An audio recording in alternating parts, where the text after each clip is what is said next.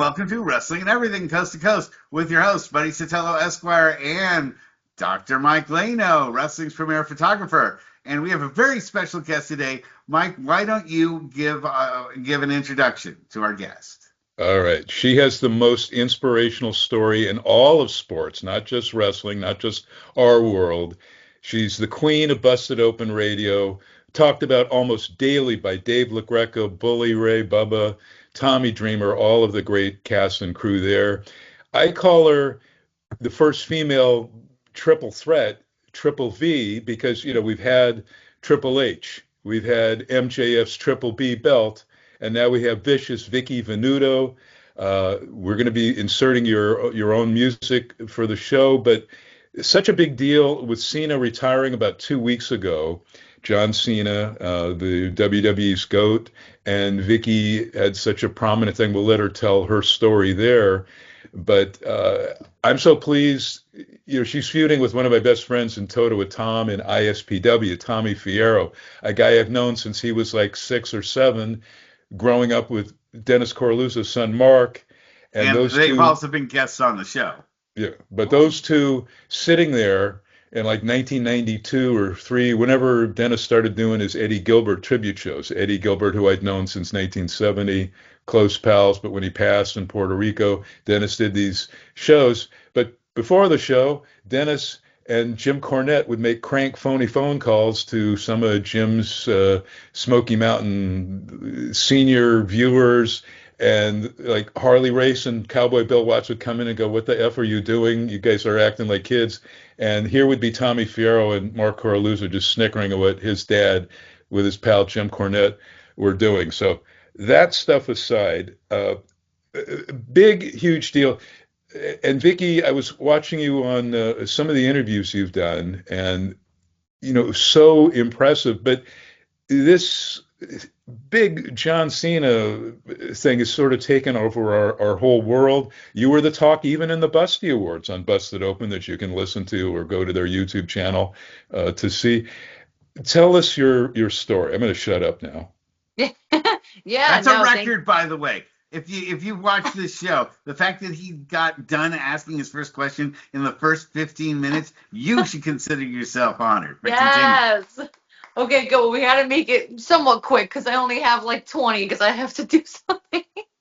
No, I look, I've been a wrestling fan my entire life, since I was 4 years old, and I'm, that's almost 30 years now. I always grew up being like a big like Hardy fan. I was like a really, really big Hardy Boy fan, Stone Cold. And then John Cena kind of burst onto the scene and I fell in love with Cena. Long story short, for me, I had a lot of like trouble. I'm very open about my sobriety and like 10 years of, being recovered from drugs and opiates.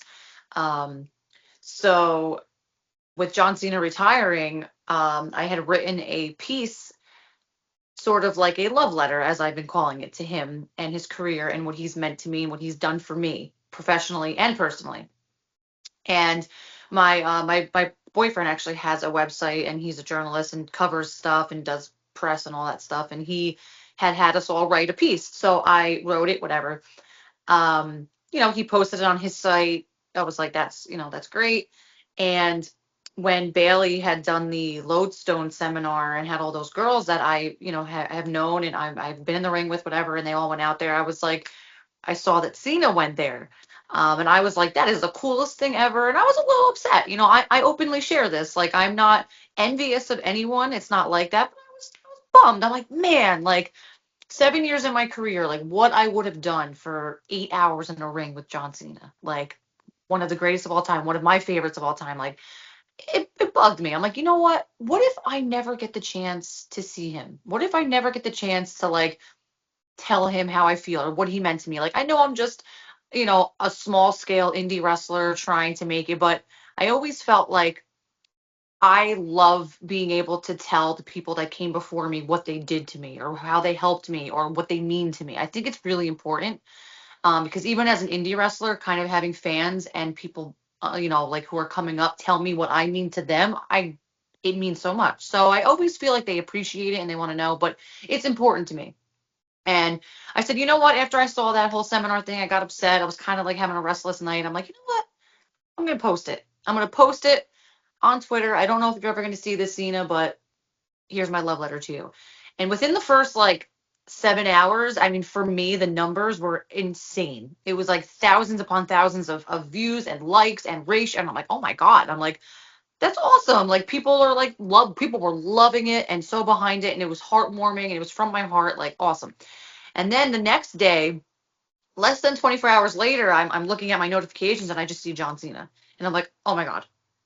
Oh, like I just like everything around me just kind of froze in time because I'm like, this is not happening right now.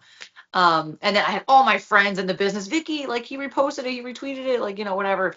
Um, and that day was actually my 10-year anniversary, drug free. And he had mentioned that in the quote tweet. So that means he went back and looked at my page and whatnot and was able to congratulate me on that day. So that was awesome. Apropos, I was booked as an extra for his last match, and I already knew I was going to be there for about a month now, and I was like, just happy to be there, happy to get that particular night.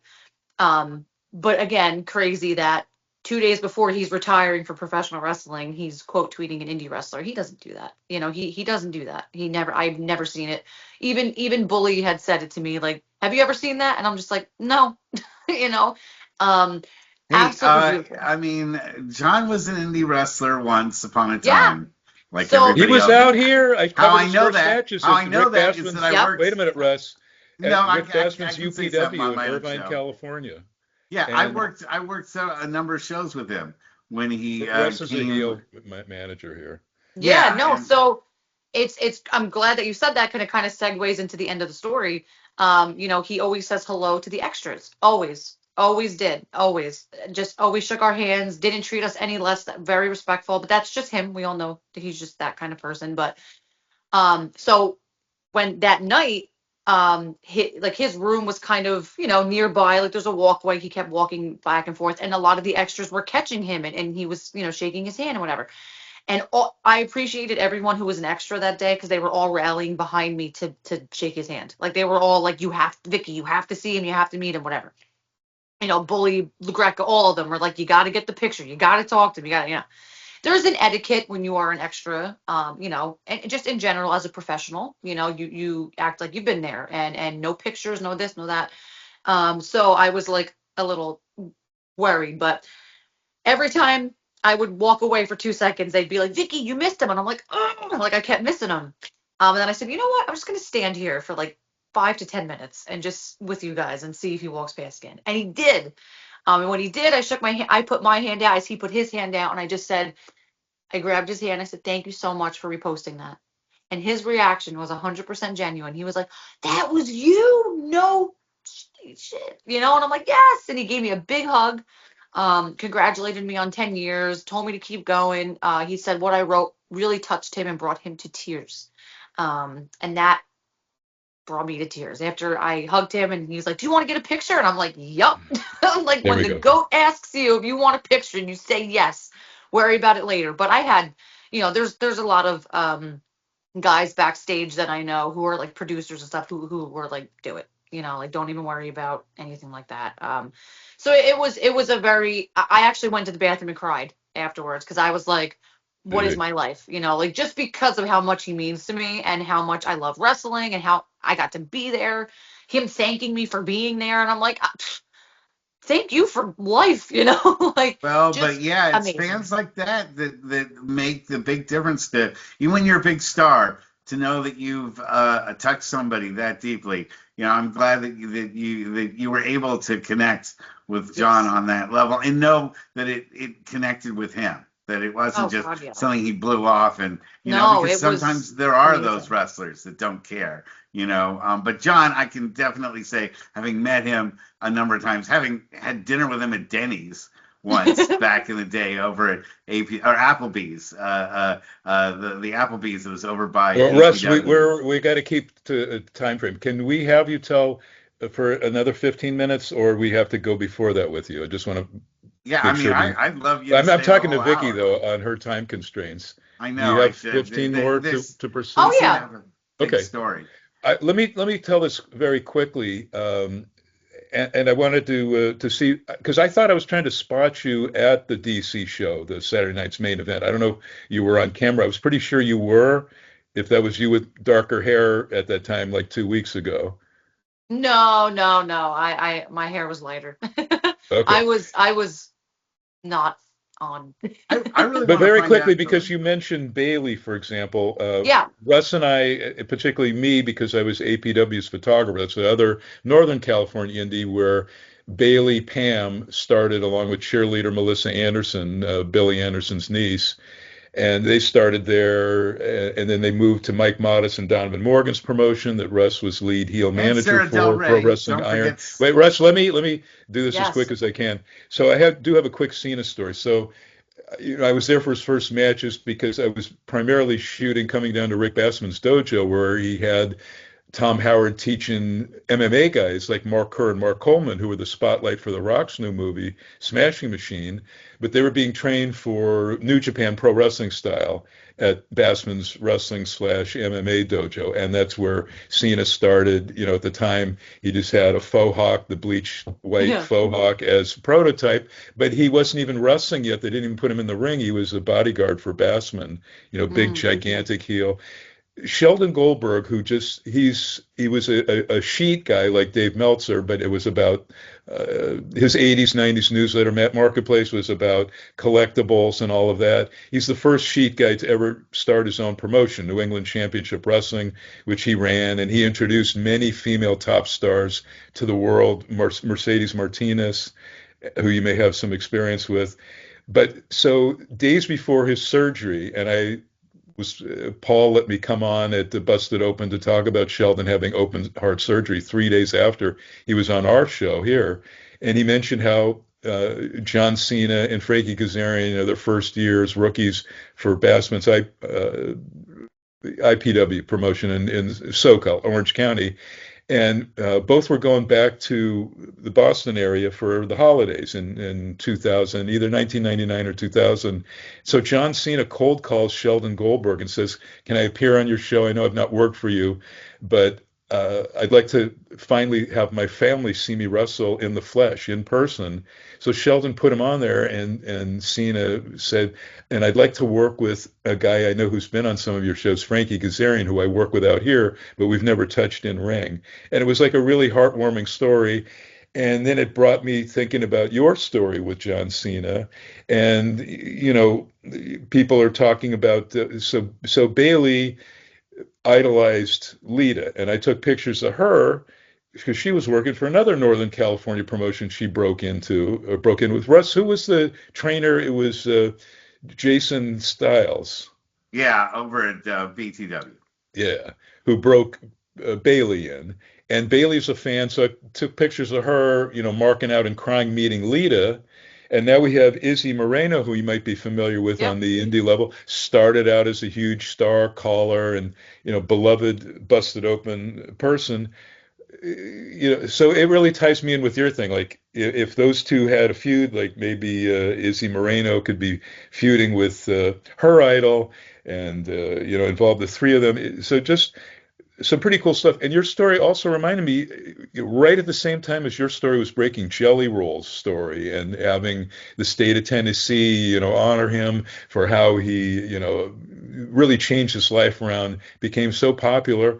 And the guys in wrestling too, Yeah. to an extent, And sort of that like is a something I Bad wanted to Bunny. find out about you, Vicky, is your story of what happened with you and opiates, and how did you turn that around? How were you able to take care, stay 10 years sober? What was Yeah. your story there? Yeah, it was one of those things where I kind of like always knew I wanted to be a wrestler growing up, but there was that weird awkward phase where like my parents were kind of trying to protect me from it and failing from it. They really thought that it was like a pipe dream kind of thing, and I felt kind of lost. And I remember I was always like a peer pressure kid where like people would kind of be like, "Hey, Vic, try this. Hey, Vic, try this." And I'm like, "No, I'm good. I'm an athlete. I was an athlete my whole life, and I kind of just got sucked into the wrong people, the wrong crowd. Didn't Was it realize martial arts? What were you involved in when you were softball. I played softball, basketball, but I played like softball on like a almost collegiate level. I didn't go to college. what position? Center field. Nice. Very Yeah. nice. Yep. Yeah, but I, just like very short-lived with my addiction, but I didn't know it was going to affect me the way that it did.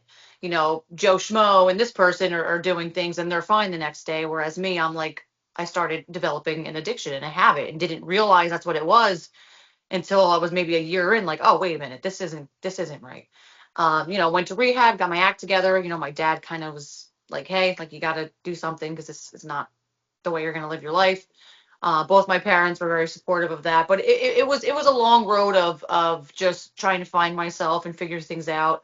But I always say I feel like, as crappy as this sounds, for me and my story and my growth in my life, I wouldn't change anything. And I'm not just saying that. I really mean it. I feel like going through that phase of my life made me such a strong-willed, amazing person. And I feel like the journey that I've been on, like, would have never happened. Like the stars align, things happen, and like I've been through a lot of stuff, and I feel like that led me to be the kind of person I am today. And that's why I love wrestling too, because I have this platform that I was given. I can live my dream, I can share my story and help people too. And I really, my whole life, I've used this 10 years of, being sober from drugs and opiates to let people know that, like, hey, if I can do it and I'm this, badass wrestler girl, like, you can do it, and How it long were does, you it does addicted? How Well, translate. long were you Russ, addicted for? we're limited on time. I know. Now you're inspiring other people, Yeah, which that's is very fantastic. cool. From Cena to you, inspiring millions. Let's talk about something. Danny Maff, I guess, was your main trainer. It sounds like you've had quite a few. You've had, because I kept peppering you with questions like Monster Yeah. Factory and Pat Buck. So some great people. But Danny, you had the pleasure, and everybody's talking about that as well about you. You guys had a match recently. So tell us what that experience was like. Yeah, he's one of the most badass guys on the indies, no question. He's a legend in his own right. He's my sensei. He taught me how to be a wrestler, really. Pat did too, but Pat had gotten, I would say, like, the half the year he had gotten a really, really good position as a producer, so he was kind of in and out. And good for him, he deserved it. But so Moff was really hands-on with me at the time when I was at Creative Pro, and taught me everything I know. And I really wanted to test myself and kind of say, hey, I can hang with the big boys, or hey, I can hang, I belong at a different level. And I felt like, what better way to do that than just say, hey, I got in the ring with Danny Moff. And he doesn't wrestle girls, that's not his thing. He just doesn't, he wrestled one other girl, and it was Chris Statlander, who was a Creative Pro New York girl. So, for him to have stepped into the ring with us, it was an honor. And I feel like it made me better. It made me better, made me stronger, it tested me. So for me, it was more of proving ground for sure. And like China, not a whole long list. You're joining a very limited list of women that would like to and are capable of fighting guys.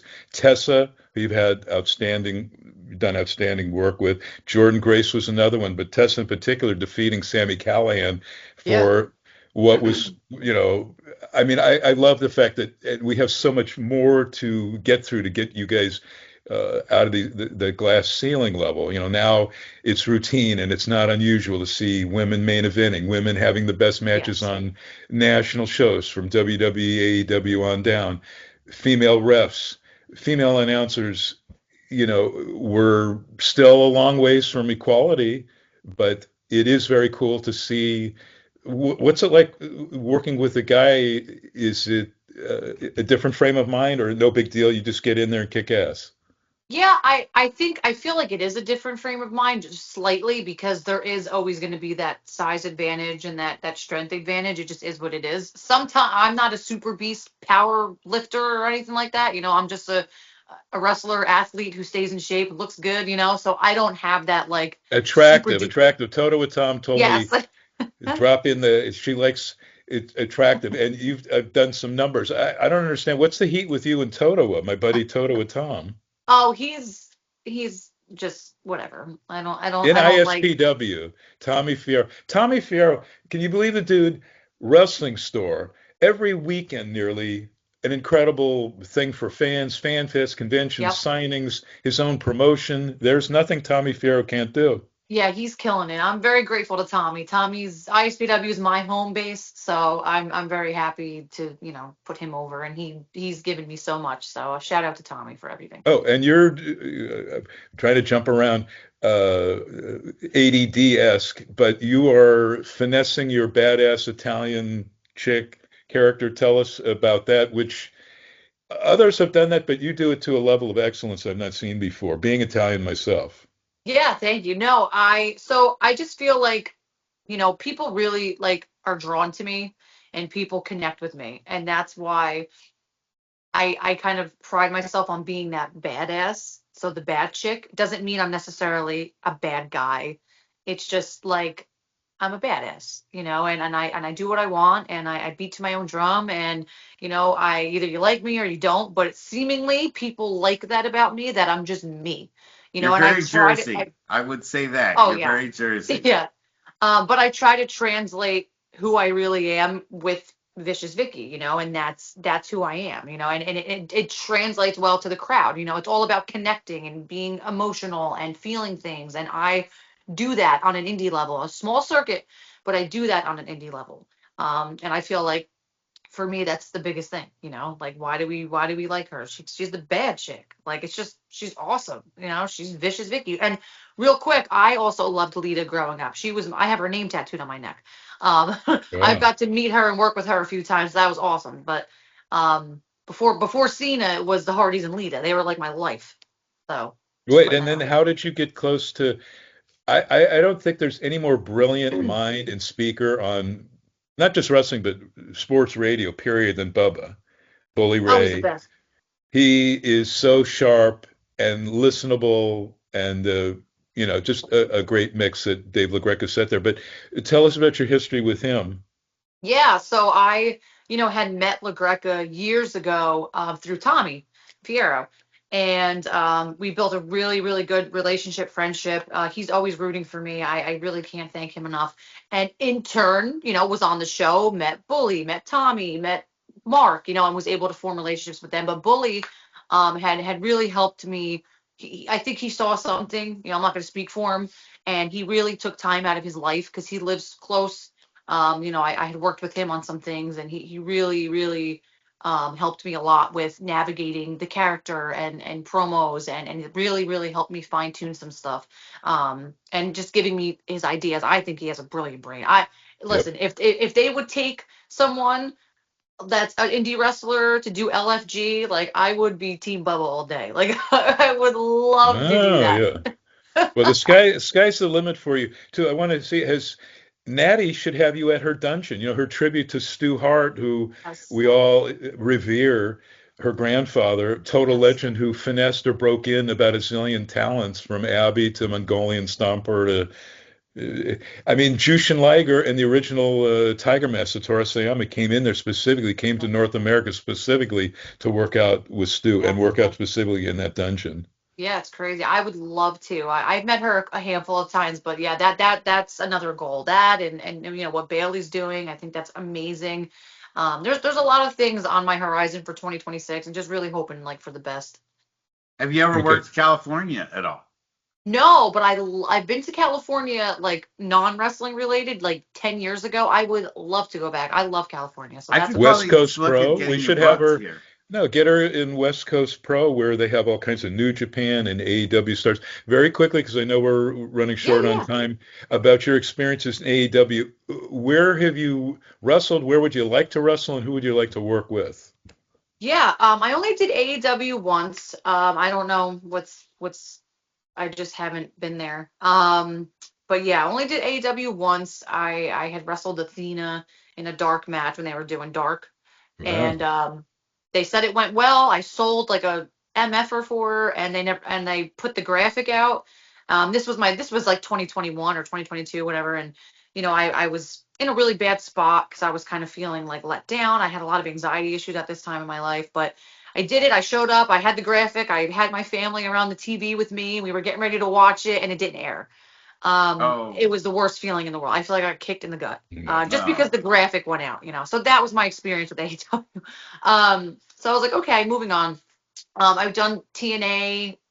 I've been to TNA a few times, but I've only been aired twice, I think. I had an explosion match last year, and then this year I was Mara Sade's first singles match on Impact. Wow. Wow, wow, wow. So that was exciting. Thank you, Tommy Dreamer. Appreciate that. And then, I've been lucky enough to do some stuff like just, extra work with WWE. I've had a tryout in 2019 for WWE, but then the world shut down a month later, so that kind of sucked. So, whoever they were looking to bring in or not, Lash Legend was actually in my tryout. So she Wow. got picked up out of that class, yeah. Um, but yeah, I'm hoping I if I had to pick somewhere right now, I would love to be a part of what TNA is doing. I love TNA. I love the locker room. I know a lot of people there. That would be ideal, I think, for me, like where I'm at in my career. But I know age, they always say age is an issue, so I'm always like, like what do we do? But No, look at I Dallas Page. No, I you look know, no I further than know, I Dallas know, Page. I know. But WWE, if I'm a sponge and I like to be coached. I'm an athlete. I know that like I'm a wrestler on paper to them, but I am an athlete. I was an athlete growing up. So I have that coachable mentality. And I think that's where I'm mistaken is I'm an indie wrestler, don't get me wrong, but I'm not just an indie wrestler. I have the athlete mindset. I want to be coached. I would do anything to just go to NXT, be in developmental, and give me 6 months to a year and you got a new star. Like that's me betting on myself. Like I just need that because I know how to wrestle, I know the basics. I just need to tighten some stuff up, but I want to do it there. That's what I would want for myself, ideally. But if not, I know I could get the reps and I could get way better than I am now, doing like a TNA or something. Well, the world is behind you. Russ, any last thoughts? And we want you to plug all your social. Actually, let's have her plug all her socials right now. And what is Vicious Vicky doing for New Year's? Happy New Year, everybody out there globally. Yes, so I'm at Vicious Vicky Venuto, Vicky with an I. I'm very specific. Um, that will be on Instagram. Twitter is Vicious Vicky with like an underscore. You can follow me there. And then for New Year's, I am a big family girl. So I have this weird thing where like if I spend New Year's Eve away from my family, I get very upset. So majority of the time I spend it with my family, my parents. So that's where I will be with my family, my parents, my boyfriend, my dog, home, safe. Good for you. And I forgot to ask if I'm sure you'd want to, but have you toured Mexico, Japan, or the UK yet, like Rev Pro? I have not. I've reached out and sent stuff, but I know it gets lost in the shuffle. I know that. It's not a me thing. I know that when you send emails, it's just so many people are sending emails and tape and resumes and stuff. So I have tried. I I would be open to any of it. So I have a passport. I'm ready. No, I I think feel bad that we only 2026 have is your I year. feel bad that Yeah. we only have half an hour here because I have like a ton of questions I wanted to ask you and won't have time to get into it. I Well, really when we have Evan Ginsberg. He was the co-executive producer for all the wrestling in the Mickey Rourke movie. He's normally with us, Oh but yeah, couldn't love make that today. movie.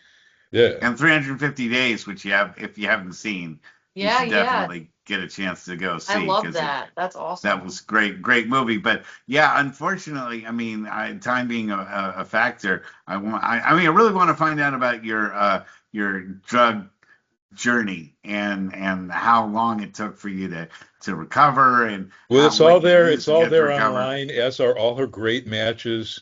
I would recommend everybody go right straight to the Tessa Blanchard Yes. for starters. But I forgot to ask, who do you think you have great chemistry with that you have wrestled already? And it can be any. I mean, we love indies. We support indies because that's where people have the most fun.